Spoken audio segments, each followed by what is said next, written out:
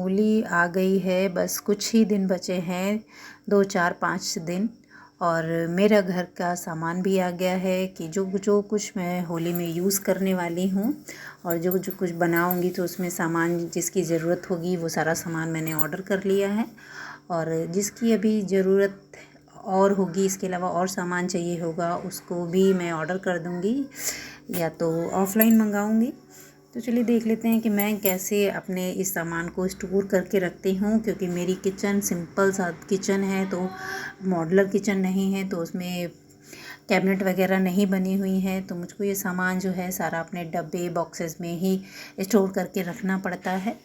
तो उसी जैसे जैसे सामान है मैं उसको उसी तरीके से स्टोर करती रहूँगी। और मेरे पास कुछ स्टील के डिब्बे हैं और कुछ प्लास्टिक के डिब्बे हैं, तो जैसा सामान है वैसे ही मैं डब्बों में रख दूँगी।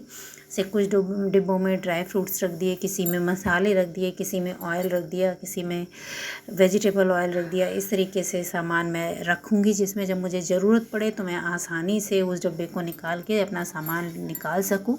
अगर हम सारा सामान एक साथ में ही रख देंगे तो फिर हमें जब ज़रूरत होगी तो हमें ढूंढना पड़ेगा कि कौन सा सामान कहाँ है, कैसे है। निकालने में ढूंढने में थोड़ी परेशानी होगी। तो जो होली में हमें सामान बनाना है उस तरीके का सामान, जैसे ये मैदा है, बेसन है, रवा है, इस तरीके का सामान मैं एक जगह रखूँगी, जिसमें जब मुझे जब बनाना हो तो फटाफट से मिल जाए और मैं फटाफट बना लूँ।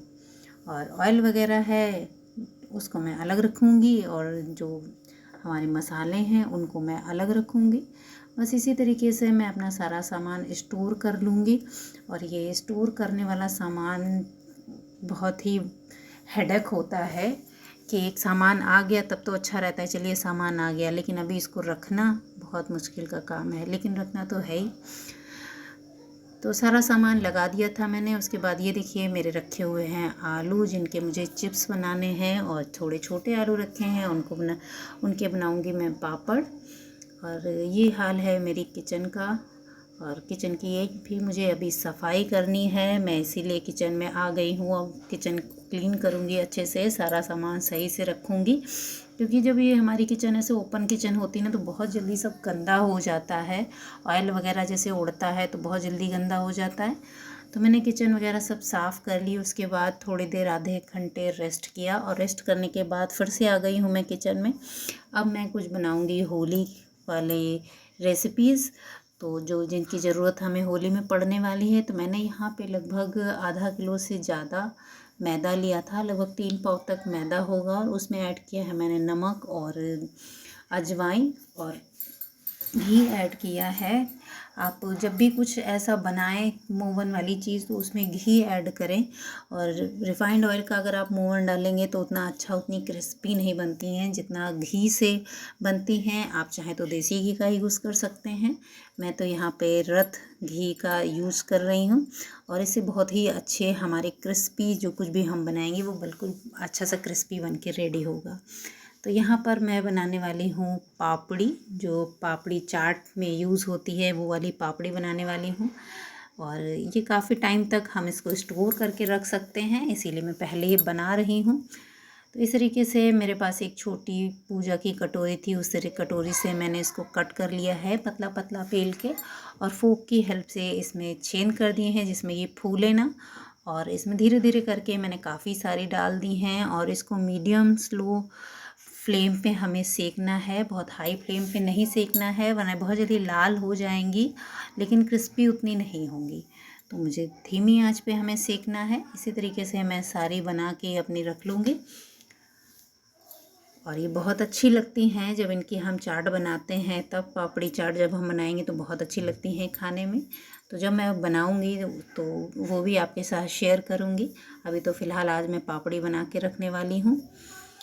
और जो हमने ये मैदा लगाया था उससे हम कई तरीके की रेसिपी बना सकते हैं। ये ज़रूरी नहीं है कि हमें अलग अलग चीज़ें बना रहे हैं तो हमें अलग अलग तरीके के मैदा को भी गूँथना है, नहीं, हमारा मैदा वैसे ही काम कर जाएगा। तो यहाँ पर मैं बनाने वाली हूँ मसाला वाले काजू, और बहुत ही आसान तरीके से बन जाते हैं, बिल्कुल मार्केट स्टाइल में।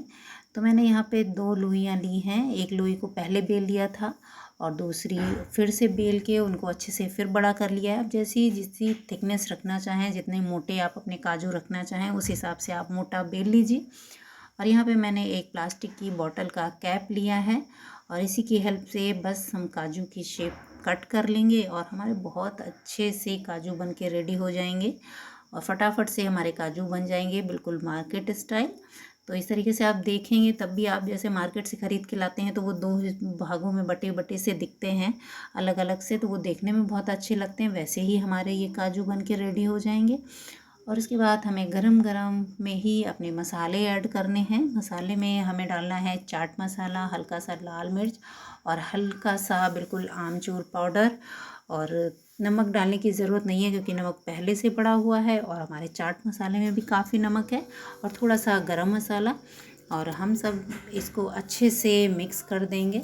गरम गरम में ही मिक्स करेंगे तो ये हमारे मसाले को अच्छे से चिपका लेंगे। अगर ठंडे हो जाएंगे तो इतने अच्छे से मसाले हमारे इसमें कोट नहीं होंगे तो उतना अच्छा टेस्ट नहीं आएगा। इसलिए फटाफट से आप बनाइए। उसके बाद में सारे मसाले अच्छे से डालकर और अच्छे से मिक्स कर दीजिए और हमारे बहुत अच्छे से काजू बनकर रेडी हो जाएंगे। तो बस आज की यही 2 रेसिपी हैं जो मैंने आप लोगों के साथ शेयर की हैं। और अगर आप लोगों को अच्छी लगी हों तो please like comment and share कीजिएगा।